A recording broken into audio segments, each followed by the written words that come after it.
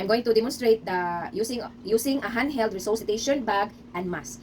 This is the use of handheld resuscitation bag and mask is a manual ventilation technique that deliver positive pressure to breathe with supplemental oxygen to the patient who is not breathing. And the purpose is to provide immediate ventilation, and oxygenation to the patient, then to maintain air patency, prevent hypoxia. Then, so gather all the equipments needed, especially the bag mask. So the bag mask, this is the mask and the bulb and the tubing kani. Then sterile gloves in it. Gloves, it can be sterile or a clean gloves. So bring the equipments to the bedside, and then if greet the patient, or even if the patient is unconscious, you greet the patient and explain the procedure to the patient. Then do hand washing. Then wear gloves. So wear gloves, and then put on PPE. PPE, dapat naka PPE, then goggles, anak. So complete PPE, and then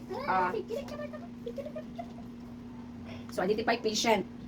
Do not forget to identify patient. If patient cannot answer, unconscious na ang patient, so naman siya IB, identification tag, and ask the watcher, family members. Then ensure that the mask is connected to the bag.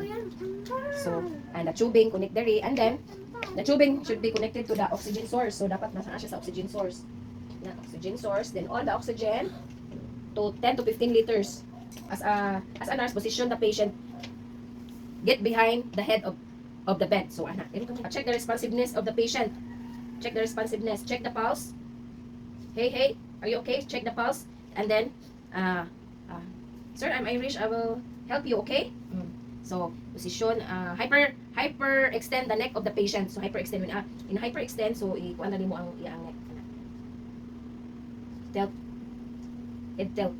And then if the patient is having neck injury, so use the Jutras maneuver to open the airway. Then place the mask over the face.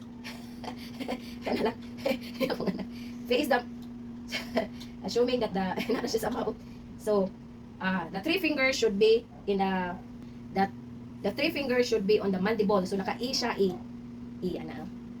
Then the two fingers is letter C siya, diri sa hawit po siya sa mask. So ana siya, ana. Okay? Sige, babe. Then using the non-dominant hand, so slowly, gently squeeze the bag. 1, 2, for 2 to 3 seconds, using the dominant hand, gently and slowly squeeze the bag. Then watching the chest to rise. So dapat naka-rise siya. Ano ba? Sige. Slowly lang. Then deliver the breath with the patient on inspiratory effort if present. Avoid delivering breath with the patient exhale. So do not give breath when the patient is exhaling. So inhale na niya. Slowly for 2 to 3 seconds. Deliver one breath every 5 seconds. Deliver one breath every 5 seconds. So 2001, 2002, 2003, 2004, 2005. 2001, 2002, 2003, 2004, 2005. Another breath.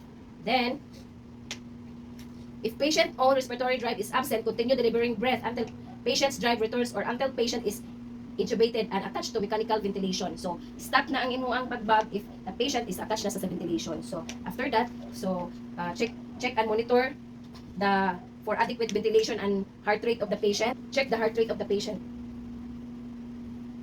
Okay? Then record and document the procedure. And then remove gloves, do aftercare, and do hand washing.